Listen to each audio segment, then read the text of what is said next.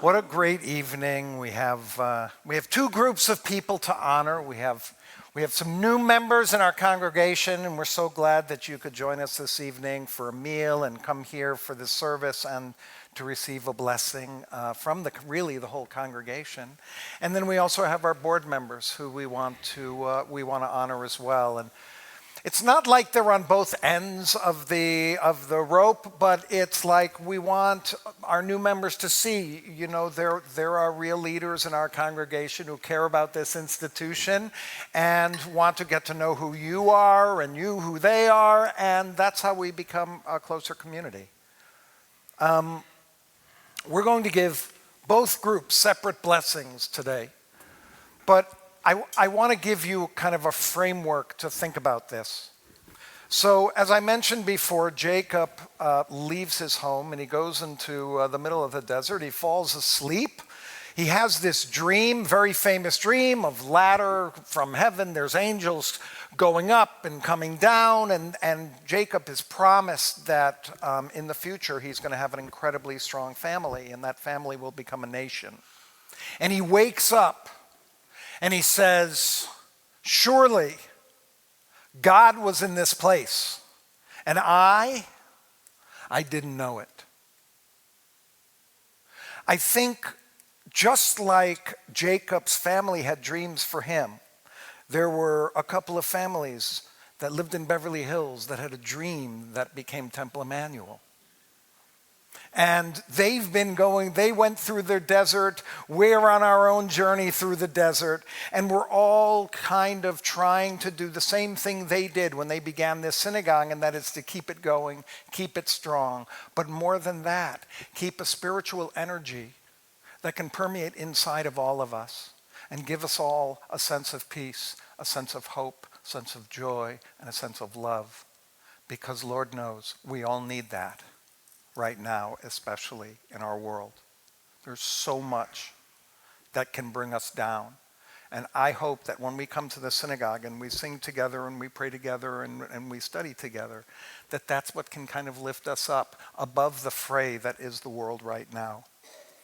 And if you take a look here, just like Jacob created this space, this is a beautiful space for us to be in tonight. And we've remained partly a vibrant community because we have spaces like this where we can come together in this way and enjoy each other. But there is one way I think Jacob may have had it a little bit backward. And it's a twist of the translation of that line that says, surely God is in this place and I did not know it.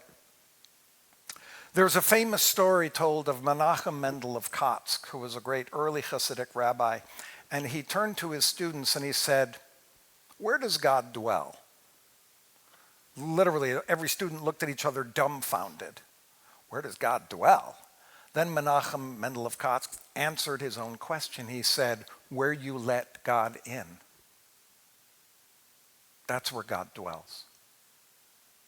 And so Jacob, when he said God was in this place and I did not know it, I'm actually starting to think that he wasn't talking about Bethel, which is the name of that place where that happened. But the translation of Ve'anochi lo yadati, which is, and I didn't know it, is more like God was in this place, and it is me, and I didn't know it. It is I who have let God in, and only now do I realize it. Because after all, the dream is inside Jacob. The voice is heard by Jacob. The experience is had by Jacob, not by the space where he exists. And so he says, my God, God is in this place. And this is where God is. Right here. Inside of me and inside of you. And if only we will allow that divinity in, can we feel that presence? Each one of us provides a space for the divine to accompany us. And some of us open up that space as we're sitting in this room, and others of us do not open up that space. But that's okay, Because if the space is filled around me, Zach's going to get it because he's next to me. And that energy permeates from me into you, from you into me, from the cantor into me. All of us here, the energy is coming between all of us. The energy is going between all the people in this room. That's how God dwells. When God asked us to build a sanctuary, it said, please build a sanctuary so that I may dwell among them. Not that I may dwell in that space. And I think that might be what Jacob's talking about here.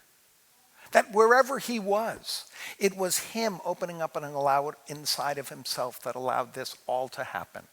And so our hope is that our new members, as you come here on Friday nights, come here, your kids go through religious school, you have b'nai mitzvah, even get married. Congratulations. That we share all of that energy together, and that energy allows a holiness to be inside of us. So with all of that in mind, I'd like to invite Rabbi Albin to come forward for our first of two blessings, our new members.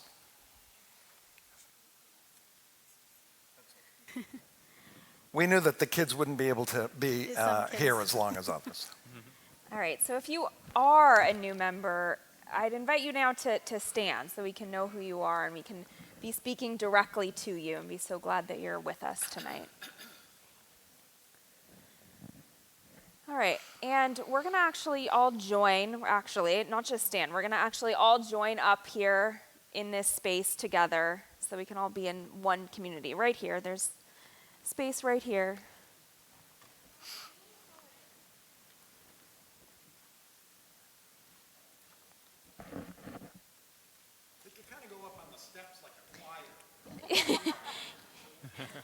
Yeah, up on the steps. See, unfortunately we have this podium here. I would have said go right in front of the ark.